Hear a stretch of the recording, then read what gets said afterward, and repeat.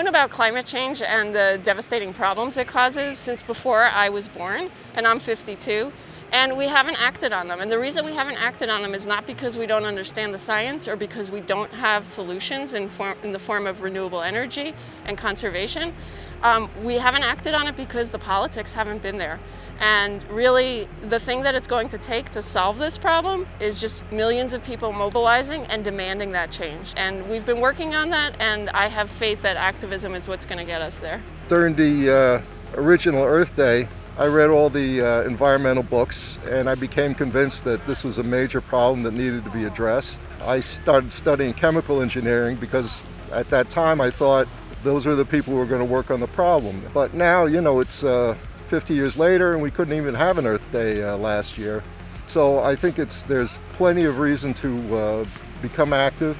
I do believe the science because that was the basis of my career. I think activism in general is super important because our representatives in Congress need to know what it is that we truly care about. And so by getting out in the streets or going online and contacting our representatives, that's the best way for them to know what it is that we care about and to continue to fight for what we believe in. The climate is on a global scale. So even at the local level here in San Diego, we need to do our part to help our communities, especially those who are most marginalized by the climate crisis and climate injustices. We only have about 9 years to solve this crisis.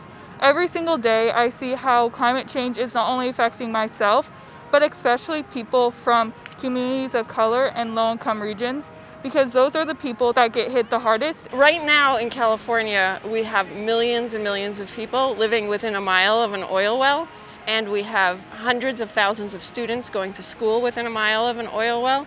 And those people are suffering respiratory issues. They are having preterm births. They're sick because of it. And of course, on top of that, burning that oil is what's causing climate change and causing our world to heat up and our weather to get erratic and all the other problems it causes.